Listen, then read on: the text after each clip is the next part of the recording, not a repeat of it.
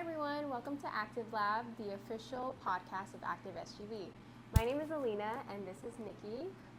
Today we'll be talking about Octavia's bookshelf because it is one of the outstanding businesses for our Noche de las Luminarias series. Congratulations on being the 2025 Outstanding SGV business. For those who haven't visited Octavia's bookshelf before, can you tell us a little bit about it? Yes, and thank you so much. I'm so honored to be here. Octavia's Bookshelf is my dream. It is an independent bookstore located in Pasadena, my hometown. I have been in the Pasadena, Altadena area since I was 3 years old, so long time. And it's a book that prioritizes Black, Indigenous, and people of color writers. My goal, sort of my core value, is to promote not just literacy, but a passion for reading and sharing stories across all genres, really, written by voices that are otherwise, not usually celebrated. Mm-hmm. What inspired you to open up the bookshelf or bookstore? So I've been a lifelong reader. I read so much, and I just love the power of storytelling. And when I was coming up, this is like pre-internet, so there wasn't a ton of access to stories or books written by people who looked like me. And so once I was sort of more exposed to those stories, I connected so deeply with them. And I remember it was because I actually happened upon a Black-owned bookstore in Los Angeles called Esalen Books, and I just couldn't believe how much literature there was, and so it was like a new world. It was a whole new world, and I was like, dang, I wish we had something like that in our community. And I've always felt that way for decades, and I thought that opening an independent bookstore was a great idea, but it was something that other people get to do. And during the first lockdown, when we all had probably too much time on our hands, I was like, well, why can't I do it? Yeah. And so then that's when I started putting the plan in motion, but it had always been a dream of mine for a long time. Wow. So it's been open for like 4 or 5 years? No, 2.5 years. Oh, wow. Yeah. So, we turned 2 in February of this year. Oh, nice. Yeah. Aw, so it's been like a journey. Yeah. Okay. How would you describe the journey? I mean, there's this old saying, like, if you do a job that you love, you'll never work a day in your life. And it's just a lie. Like, I work so hard. Yeah. And it is the best job that I've ever had. Yeah. It's something that I look forward to every single day. The journey has been a series of highs and lows. Yeah. It's a tough job. Bookstores have razor sharp margins, and so profitability is fleeting, and so just trying to keep your head above water sometimes feels a little overwhelming. But it to have the level of support that I have from the community, both far and wide, when I see little Black and brown kids walking through the store and they're like, Mom, look, that's me, look. I mean, that just makes everything worth it. So it's definitely been a journey. The hardest job I've ever had, but I have never felt more fulfilled in my life. That's how you know. I feel like when you put your heart and soul into it, it's like you pay attention to all the details. You want it to be like, it's your dream, so you want it to be special and make it special for others. Yeah. I could see how much it's like your baby, Yes. Yes, definitely like a child. Yeah. So why did you choose the name Octavia's Bookshelf? Did you name it after Octavia, obviously? I wanted to honor, our local legend, my favorite author of all times. And I chose bookshelf instead of bookshop because I'm always sort of imagining what would be on Octavia Butler's bookshelf if she were alive today. I mean, she was such an avid reader and learner, and so I just am really inspired by her.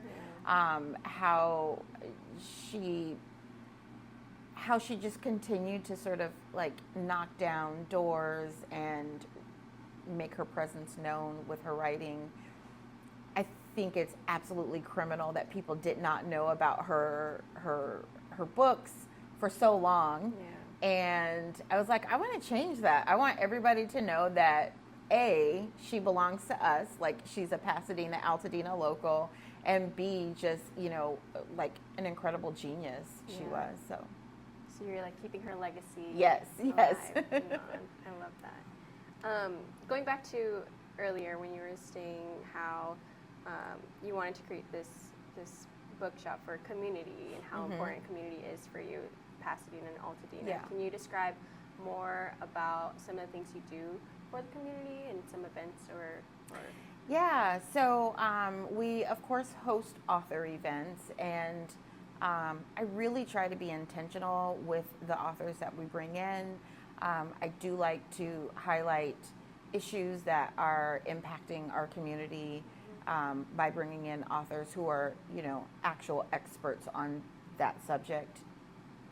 I think that's really important. Outside of sort of like the book stuff, because of course, you know, we have a sci-fi book club that we share with one of the local Pasadena library branches. Shout out to La Pinaresca.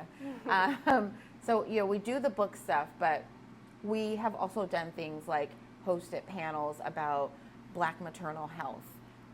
We have done workshops about, you know, reparation studies. We have done breastfeeding classes. Oh, wow. We have we invite people in every week to a knit night, and that's just like community, right? Yeah. You know, just bringing people together, knit, crochet, laugh, talk, be in community with one another. On Thursday nights, we have what we call writer's block, and we invite people to come in from 6 to 8 to have dedicated space and time to write.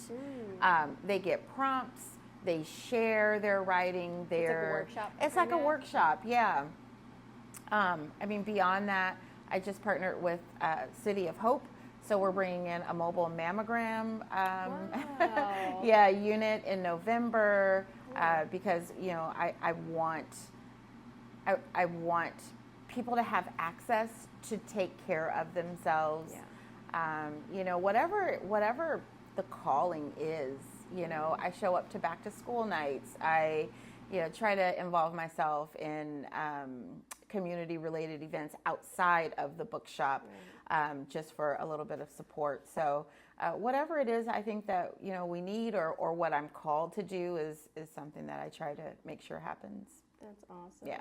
Thank you for everything you do for the community. Thank I feel you. like it's so important. Like, not only, I mean, it shows that you're not just having like, you know, it's not just a bookstore, but it's so much more than that. And you're creating a space for everyone, but also offering all of these resources. So, yeah. Thank you. It's a pleasure. Again, a lot of work, but I know Yes. it's from the heart. It is. So, what have been some challenges that you've experienced while operating a small independent like bookstore? Yeah, if you can name some. I mean, I feel like there's a new challenge every day.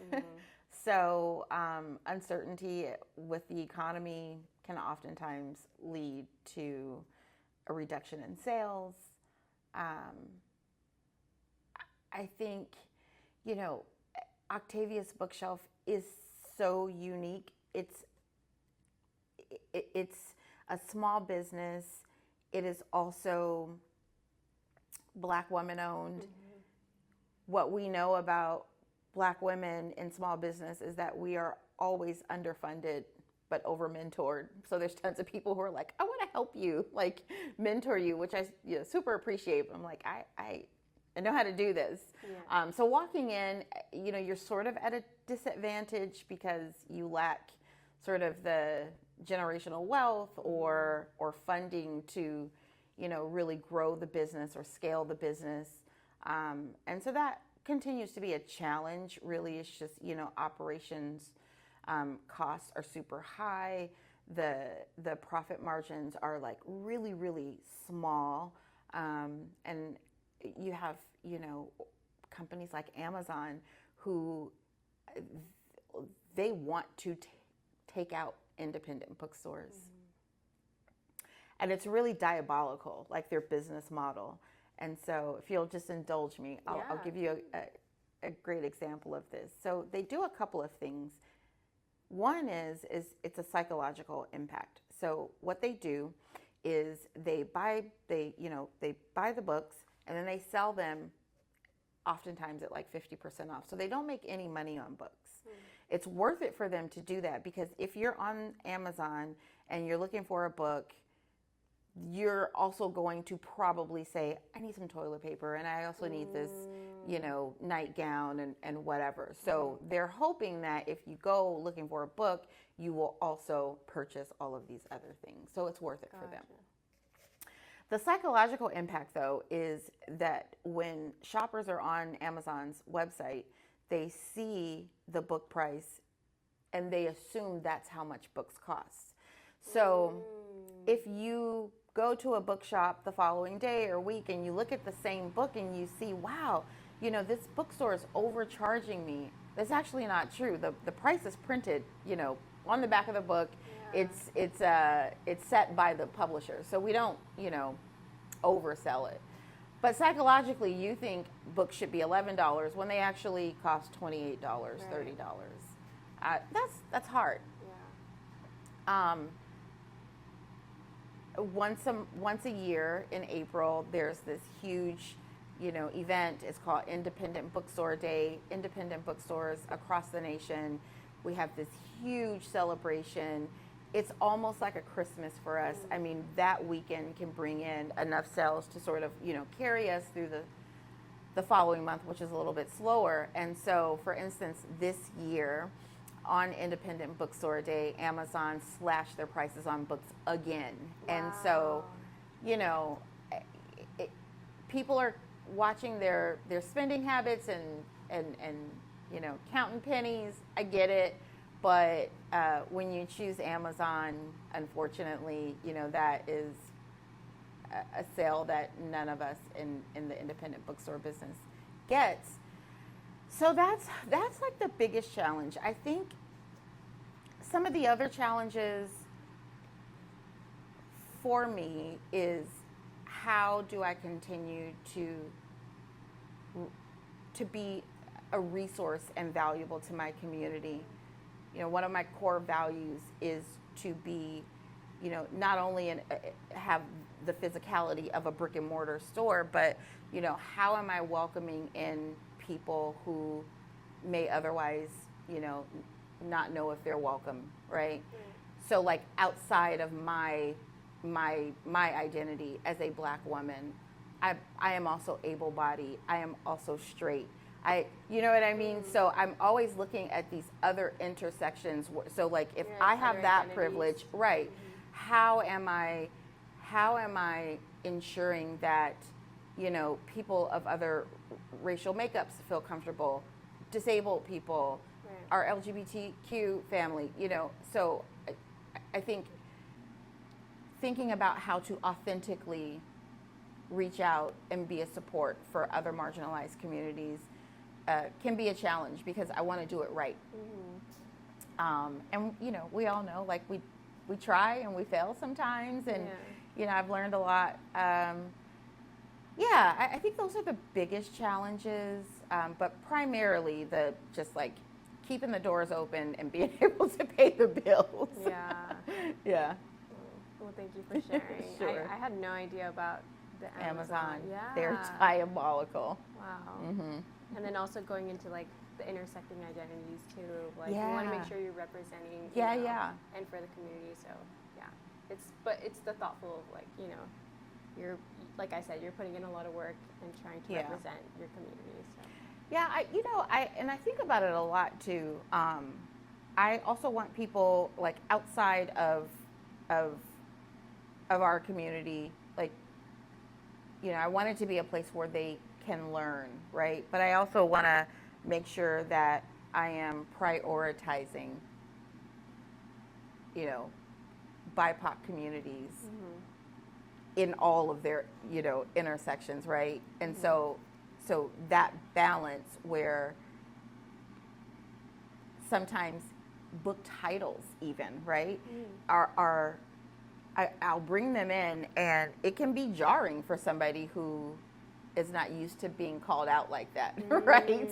And so I just have to continue to stand behind that. Yeah. Stand behind somebody else being uncomfortable and being in conversation with them. This makes you uncomfortable. Let's talk about why. And so those conversations have sometimes been absolutely phenomenal. Sometimes they have been enraging, and other times, very, very rarely, I've had to say, "We're done here. You can leave." They're hard conversations, but you have to have them. Yeah. Oh, well, thank you for sharing again. And speaking of some trials and tribulations of owning the bookshop, was there any impact on the Eaton fires? And can you explain more about that? Yeah. It's weird to me that we're in mid-September. Like, some days the fire feels like yesterday, and other days it feels like a million years ago, because so much has happened. It's crazy that we're in the same year, right? I know. It is. It's truly bizarre. As far as how it has impacted my business, there are just certain facts. Half of my customer base is displaced. They're gone, oftentimes out of the area. Obviously, that results in a reduction of people coming in to shop. People are prioritizing, figuring out where I'm going to live now that I have lost everything that I own. You're not necessarily looking for a book or, so that has been, I would say, sort of something that I'm trying to work through. It has also, though, I think, San Gabriel Valley in general, the way we support each other, we've been doing this even before the fire. And I think what I'm so proud of at this point right now is that people were able to see what we do to support each other every day. This is such a special area, right? It has also, I think, affirmed for me that Octavia's bookshelf should be here. There are times, before the fire when things felt really rough, or like, I don't know that I can do this anymore.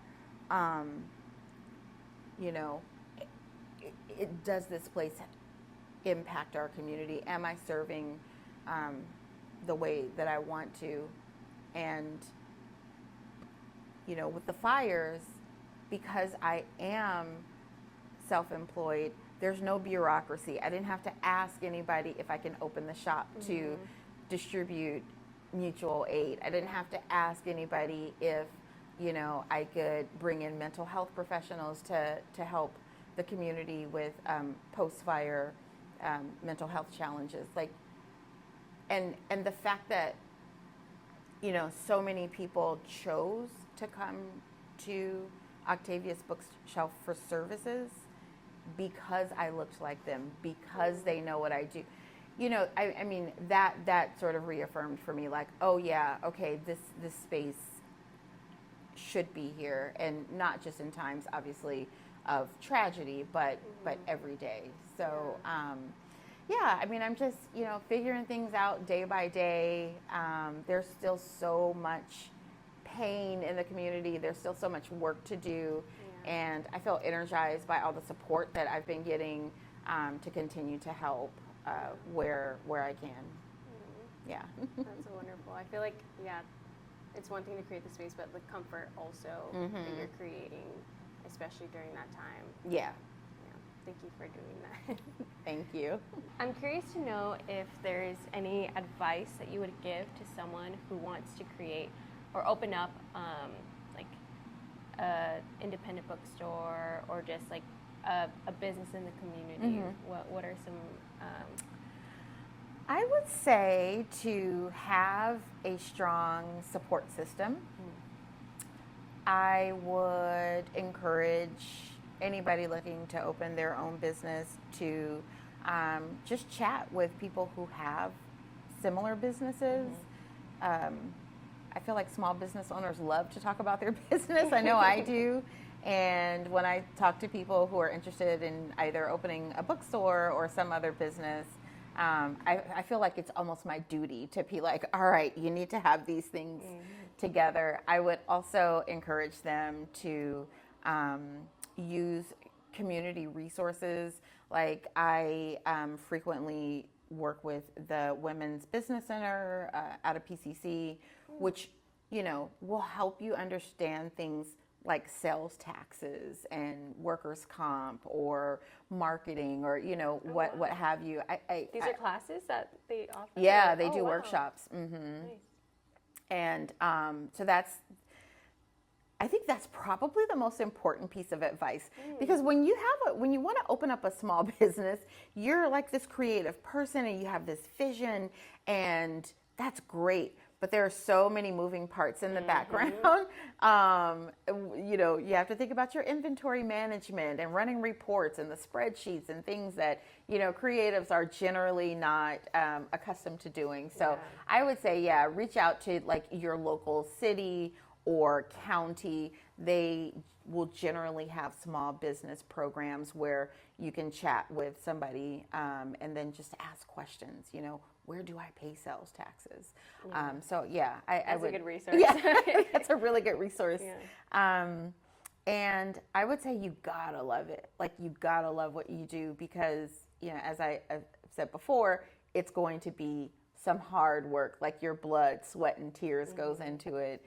And in order to keep energized, you have to keep going back because it's something you love to do. Yeah. That's wonderful. Thank you.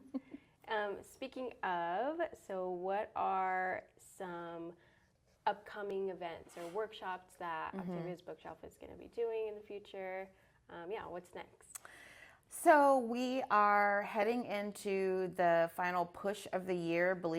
Can you believe fourth quarter is, almost here? I know. So yeah, I'm really excited about that though. I want to do some just like holiday open houses where we just open the doors, get some snacks and some drinks and play music and just enjoy each other's company. So I'm looking to host a couple of open houses.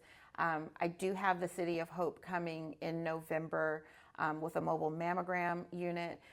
This is hugely important, specifically, for Black and Latino women. Our outcomes for breast cancer, it's not good, and we know that early detection is key. And so particularly in this sort of like post Eaton Fire world that we're living in, where you are, on the phone with insurance companies, you might be, displaced, you have all this stuff going on. It's hard to remember to make that mammogram appointment. And so I just thought, if I can bring the unit to a place where people already feel comfortable, then we get a better chance at bringing people in. It feels scary to go into medical offices. The other really cool part about this is if you don't have insurance, we will still be able to get you the mammogram. And I will be there that day. I will hold your hand while we go in there. It's super important to me. Both my best friend and my mother are breast cancer survivors. Wow. And so that's something that's really close to my heart. Yeah. I do have some children's story times coming up that I'm super excited about. There is an exhibit at the California African American Museum called Ode to Dena, and I was honored to be a part of the exhibit. Wow. And so the sort of culmination of that exhibit is on October 4th. And so I'm looking forward to that. What's the duration of the exhibit? So it actually launched in June, so it will okay. end in October. Oh, gotcha. And so I'll be there on that day. We have a legendary author, if you're of a certain age like me. Her name is Terry McMillan, and she will be at my store on September 27th. Tickets sold out within 6 hours. Whoa. And I actually had to close it. You know, it's a meet and greet, like book signing. But, you know, she's an important lady. Like, she can only be there for, a certain amount of time. And so I had posted the event, and then I looked a few hours later, and I was like, oh, I got to take the tickets off sale because we were already like, over capacity. Oh my God. So that's really exciting. Yeah. I'm just, looking forward to doing a lot of play, like we want to play. We have a workshop coming up too called A Letter to Altadena, where we're going to be inviting people who were displaced or still living in Altadena to just sort of write a love letter to what the city meant and still means, and our hopes for it. So we want to just play for the rest of the year as much as possible. Yeah, I love that. That's so exciting. Yeah. And it's like great because it's the end of the year, the holidays. Yeah, and there's so much fun stuff to look forward to. Yes, we need a win. Yeah. It's a good way to wrap up the year. Yeah. So we are going to talk about my favorite question of my podcast. But this is something that we ask everyone. But if you were to carve out like your ultimate, like your dream SGV day, a day in the SGV, like if a friend came to visit from out of town, where are some places you would go to, some of your favorite local spots? Yep. Okay, so it has changed a lot since the fire. Okay. Because a lot of those businesses in Altadena are not there. However, we have some bangers, as you know. I would start in the morning with breakfast at Russell's in Old Town Pasadena. Okay. One of my favorite places to eat. And what do you order from there? I usually order like the loaded hash browns. So, I mean, it's like a giant plate of hash browns topped with bacon, green onions, cheese, avocado, and sour cream. Wow. That sounds so good. Right? Like, anytime I get the plate, I just laugh because it's so ridiculous, but it is so good. So I would start there. I would, at some point, probably go over to Arlington Gardens, which is just a beautiful park in Pasadena, to walk around, just sort of admire some of the native plants. I would also go to this really cool bookstore called Octavia's Bookshelf in Pasadena. Gotta make sure to stop there. Yeah. Go there. But I would do like a bookstore tour. So I would start at Octavia's Bookshelf. I'd head over to Book Alley, which has a ton of used books. They've been there forever. Dope. It's over on Colorado. Then I would go over to Vroman's. Then I would go to DYM, which is like a Lao-owned bookshop. She has books and boba. So then I would go there and get a baklava boba and maybe see what she has in stock. I'd head over to Sierra Madre and go to Fables and Fancies, which is another newer bookstore. The owner, Anna, has a fantastic selection. She does fantasy really, really well. So I'd go there. And since I was there, I would head over to Mother Moo, which is an ice cream shop. So I would get some ice cream. I'd go over to Poppy Cakes, maybe pick up a salad or a sandwich. Depending on the day, I would hit the Norton Simon Museum. That is sort of like a not to be missed place. my life kind of revolves around food and books, so I would make sure to head over to Perry's Joint later on in the afternoon, pick up a sandwich to take home for later. Oh gosh, there's so much to do. Think of afternoon tea at Lavender and Honey. They have delicious matcha. Ooh, I love matcha. Yeah. Yeah, I feel like that's a pretty packed and perfect day. Yeah. A week? Maybe? Yeah. Spend a little time with each. Yeah. Yeah.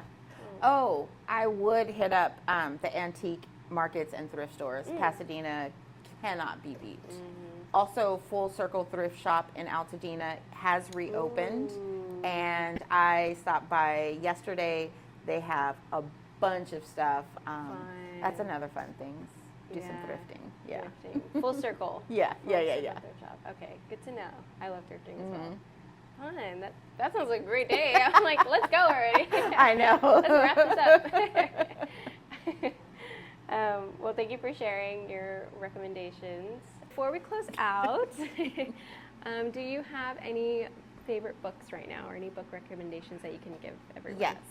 I wouldn't be me if I didn't shout Octavia Butler. I'm sorry. If you haven't read her, you need to fix that and read her. And I would start with Kindred, sort of a gateway book. It was the first book I read by her. Same. Right? Yeah. And then Parable of the Sower and Parable of the Talents. I think that is a super important series to read, particularly right now. Octavia Butler accurately predicted sort of everything that's happening. So, but there's some lessons in there, right? Like there's some lessons to give us maybe some hope of how to rebuild. I think that's one of the things I love about science fiction is the world building aspect. And I try to tell young people, world building isn't just, when you read a science fiction book, it's you're imagining this new world 100 years from now. It's every day with the decisions that you make. We are building worlds when we decide to, overlook marginalized communities, not speak up for the people who can't speak. All of these things, you're actually world building every day. So I love that sort of connection. So that's okay. So Octavia Butler, yes. Kindred, Parable of the Sower, Parable of the Talents. I would highly recommend a book that I read last month. It's called O Sinners. It is wild. It is about it's a work of fiction. It's about a cult in Northern California, and it's told from 3 different perspectives. So the first one is this reporter from Brooklyn who feels like something is up with this guy, the guy that is leading the cult. And he himself is an atheist. He was raised Muslim. He recently lost his father. His mother had passed before that. So he has some stuff, right? But he's invited to stay with the cult in this compound. And so anyway, it's from his perspective. The other perspective is from a documentary that was done on this cult. And then the third is told from the time period of the Vietnam War. There's a platoon of soldiers and their different stories, and you're trying to figure out which one of those guys turns out to be the leader of this cult. It is. So it's kind of like a backstory. Yeah. I would give it a solid 4.5 out of 5. Wow. Yeah. Okay. And this is O Sinners. Just the letter O and then Sinners. Okay.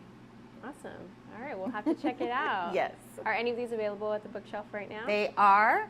And we also are available, or we have shopping online. So if you are not in the area, you can't make your way over to us, you can always go on my website. We're partnered with a third-party supplier that can get any book to you shipped. And so that's another alternative to Amazon. Nice. Love it. Yes. All right. Well, thank you so much for joining us today. Thank you, Nikki. Alina. I appreciate it. Yeah, of course, and taking the time to talk to us. But yeah, that's it for ActiveLab. It's a wrap. So make sure that you tune in to our other podcasts that we've been doing the rest of the series. We're really excited about Noches de los Luminarias coming up on October 23rd. So make sure you buy your tickets. So that way you can be in a room full of community members and awesome people like Nikki. So yeah, feel free to check out our Eventbrite and follow us on our socials at ActiveSGV.